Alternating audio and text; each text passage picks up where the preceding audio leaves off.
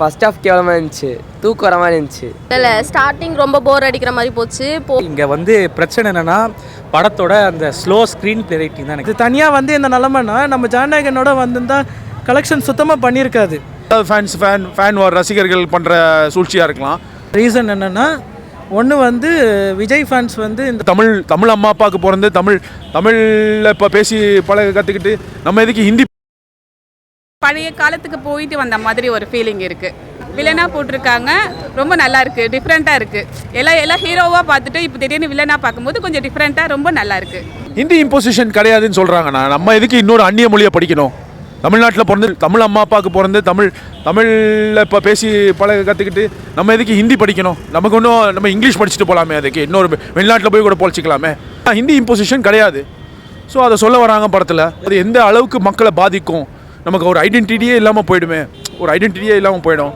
அதை பற்றி நல்லா சொல்லியிருக்காங்க. நெகட்டிவ்லாம் ஒன்றும் இல்லை. நான் படத்தில் சூப்பராக இருக்குது. நான் படம் ஃபஸ்ட் கிளாஸாக இருக்குது. சும்மா அதை வேறு ஏதாவது ஃபேன் ரசிகர்கள் பண்ணுற சூழ்ச்சியாக இருக்கலாம். நெகட்டிவாக ஒன்றும் இல்லை படத்தில். கிளைமேக்ஸ் கொஞ்சம் நல்லா பண்ணியிருக்கலாம். அந்த ரயில்வே சீன், அந்த ஸ்டேஷனில் இருக்கிற ஃபைட் சீன் கொஞ்சம் நல்லா பண்ணியிருக்கலாம். பட் மற்றபடி நல்லா தான் இருக்குது. நேஷ்னலிசம், தமிழ் தான் முதல்ல ஆங்கிலத்தை எதிர்த்துது, அதெல்லாம் நல்லா காமிச்சிருக்காங்க. திமுக அரசியல்லாம் அப்படிலாம் ஒன்றும் காட்டல. திமுக பற்றிலாம் அண்ணாதுரையே ஒரு 10 செகண்ட் தான் வராங்க படத்தில். திமுக அரசுலாம் ஒன்றும் காட்டல. லைக் தமிழ்னா என்ன, நம்ம எதுக்கு போராடணும், நம்ம வயிற்று பொழப்பு, நம்ம இன்னொரு மொழியை படித்து போய் தான் கவர்மெண்ட் உத்தியோகம் கிடைக்கணுமா? அப்படி ஒரு நாடே நமக்கு கிடையாது. இது தமிழ்நாடு. அதான் தமிழ்நாடுன்னு பேர் இல்லை, அந்த நாட்டில் தானே இருக்கோம். அப்புறம் எதுக்கு நம்ம அந்நிய மொழியை படிக்கணும் அப்படின்னு நல்லா சொல்லியிருக்காங்க. ஓவராலாக மிக்ஸ்ட் ரிவ்யூஸ் வருது. நான் பார்த்துருந்தேன். இந்த மாதிரி படம் நல்லா இல்லை, போரிங்காக இருக்குது. இங்கே என்ன பிரச்சனைனா மோஸ்ட்டாக பீப்புளுக்கு இப்போ ரீல்ஸ் மாதிரி ஒரு படம் இருந்தால் தான் பார்க்குறாங்க ஓவரால் ஆடியன்ஸாக பார்த்தீங்கன்னா. ஆனால் இந்த மாதிரி ஸ்லோ மூவிஸ் நம்ம கொஞ்சம் சப்போர்ட் பண்ணணும். இந்த மூவி இன்னுமே கலெக்ஷன் பண்ணணும். அண்ட் ஹிந்தி திணிப்பு பற்றி நல்லா எடுத்திருக்காங்க. மெயின் ரீசன் இந்த மூவி நெகட்டிவ் வர ரீசன் என்னென்னா ஒன்று விஜய் ஃபேன்ஸ் இந்த ப்ரொபகண்டா வச்சுருக்காங்கன்னு எனக்கு தோணுது. ஏன்னா ஜனநாயகனோட கிளாஷ் வரனால எப்படி நீங்கள் அவர் தானே உங்களுக்கு துப்பாக்கியே கொடுத்தாரு கோட் மூவியில் அப்படின்னு சொல்கிறாங்க. ஸோ அதனால் இந்த மூவி அதனால தான் மெயினாக ஓடாமல் போயிருக்குன்னு நினைக்கிறேன். ஏன்னா நேற்று வரைக்கும் புக்கிங்ஸ் நல்லா இருந்துச்சு. ஆனால் இன்றைக்கி பார்த்தீங்கன்னா புக்கிங் சுத்தமாக இல்லை. நான் போன ஸ்க்ரீனில் ஒரு 20-30 பீப்புள் தான் இருந்தாங்க.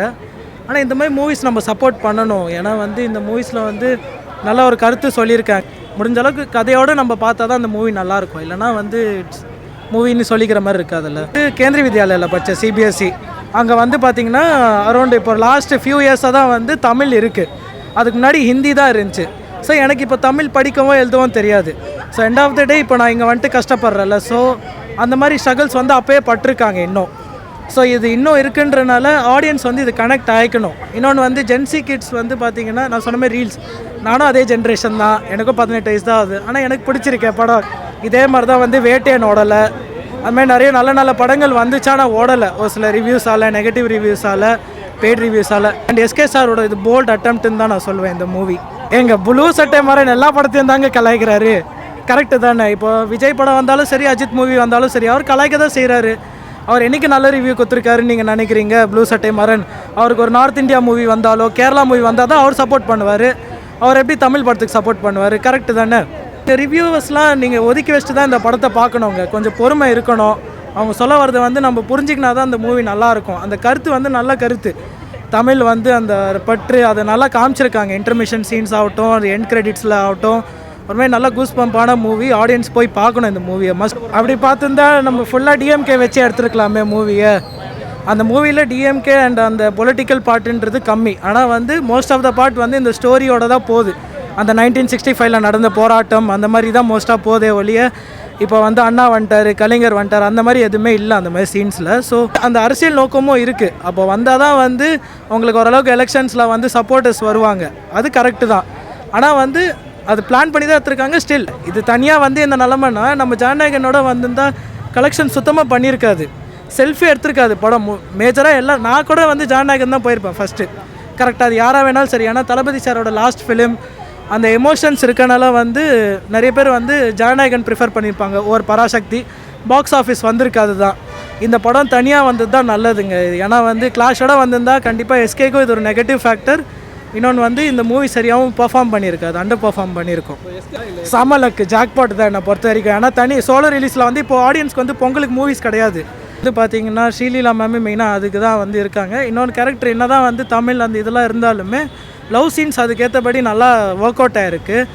எஸ்கே சாருக்கும் இவங்களுக்கும் கெமிஸ்ட்ரி நல்லா ஒர்க் அவுட் ஆகிருக்கு. 2 சாங்ஸ் வருது, ரத்னமாலா அண்டு அடியாலையே. ரெண்டுமே வந்து பிளேஸ்மெண்ட் வைஸ் ஓகேயான சாங்ஸ் தான். Love scenes was good.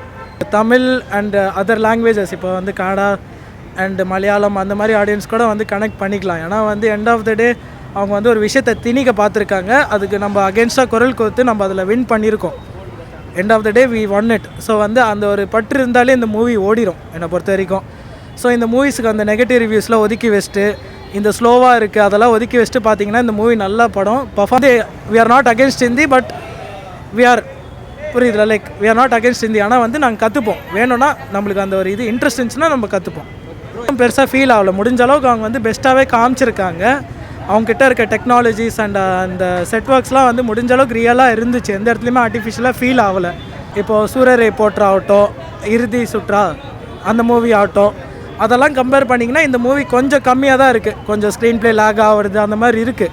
ஆனால் வந்து இது வந்து வேஸ்ட் கிடையாது. இது கம்பேர் பண்ணிங்கன்னா நல்லா எடுத்திருக்காங்க. ஒரு சீன்ஸையும் நல்லா நம்மளுக்கு புரிய வச்சு எல்லாம் எடுத்திருக்காங்க. ஸோ பார்க்கலாம். சுதா மேம் நல்லா பண்ணியிருக்காங்க இந்த டேரக்டர். பிரச்சனை என்னென்னா படத்தோட அந்த ஸ்லோ ஸ்க்ரீன் ப்ளே ரைட்டிங் தான் எனக்கு தெரிஞ்சு இன்னும் கொஞ்சம் நிறைய இடத்துல படம் நிறைய நல்லாவே இருக்குது. கூஸ் பம்ப்ஸ் வர டைலாக்ஸ் எல்லாமே நிறைய இருக்குது. செகண்ட் ஹாஃபில் வந்து நிறைய பேர் நல்லா இல்லை அப்படின்னு சொன்னாலும் செகண்ட் ஹாஃபுமே நல்லா தான் ப்ரோ இருக்குது. டைலாக்ஸ் எல்லாமே நிறைய நல்லா எழுதியிருக்காங்க. உட்காந்து ரைட்டிங் ஒர்க் சூப்பராக பண்ணியிருக்காங்க படத்துக்கு. அட் தி சேம் டைம் வந்து ஃபஸ்ட் ஹாஃபுமே செகண்ட் ஹாஃபுமே ஈக்குவலாக நல்லாயிருக்கு. ஆரம்பத்துலேருந்து பொறுமையாக எடுத்துகிட்டு போனாலுமே படம் வந்து எண்டிங் அப்போ நமக்கு வந்து ஒரு மாதிரி ஃபுல்ஃபில்டாக தான் இருக்குது. அண்ட் வந்து எங்கேயுமே வந்து படம் லேக் அடிக்கிற மாதிரி பெரிய விஷயம்லாம் எதுவுமே இல்லை ப்ரோ. நல்லா தான் ப்ரோ இருக்குது. நீங்கள் வந்து அவரை வில்லனிசம் காட்டணும் அப்படின்னு சொல்ல முடியாது. ஏன்னா வந்து அவரோட கேரக்டரே ஒரு மாதிரி சைக்கோட்டிக்கான கேரக்டர் தான். ஸோ அவரோட ரோலுமே சூப்பராக பண்ணியிருக்கிறாரு. சும்மா பேருக்குனே ஹீரோயின் இல்லாமல் இந்த படத்தில் அவங்களுக்கு தனி கேரக்டருமே கொடுத்து நல்லா இருந்துச்சு ப்ரோ. சூப்பராக இருந்தது. பயங்கர ஹிட்டு. தமிழ் தான் முக்கியம் அப்படின்னு சொல்ல வராங்க. இல்லை ஸ்டார்டிங் ரொம்ப போர் அடிக்கிற மாதிரி போச்சு.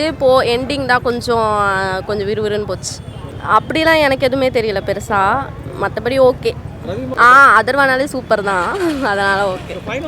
தமிழ் அந்த லாங்குவேஜ் முக்கியம் அப்படின்ட்டு சொன்னாங்க. அதில் கனெக்ட் ஆகும் கண்டிப்பாக. தேவையான படம். ஏதோ படத்தை போடுறதுக்கு இது ஓகே. அதான் ஃபர்ஸ்ட் ஹாஃப் மட்டும் தான் கொஞ்சம் தூக்கமாக போச்சு. செகண்ட் ஹாஃப் கொஞ்சம் பரவாயில்ல. ஹிந்தி அவ்வளோ எந்த மொழியும் திணிக்கக்கூடாதுன்றாங்க, அவ்வளோதான். அதான் சொல்கிறேன் ப்ரோ. ஃபர்ஸ்ட் ஹாஃப் கேவலமாக இருந்துச்சு, தூக்கம் வர மாதிரி இருந்துச்சு. செகண்ட் ஹாஃப் கொஞ்சம் பரவாயில்ல. எஸ்கே சொல்லணும் போனால் ஃபர்ஸ்ட் ஹாஃபில் கொஞ்சம் மொக்கையாக தான் காட்டினாங்க. செகண்ட் ஹாஃபில் நல்லா காட்டினாங்க. மாசாக லாஸ்ட் சீனெல்லாம் அடிச்சுக்க முடியல. அவரை என்ன சொன்னாங்க, ஒரு மாதிரி கெத்தாக காட்டினாங்க அவரை. அதனால தான் இருந்துச்சு.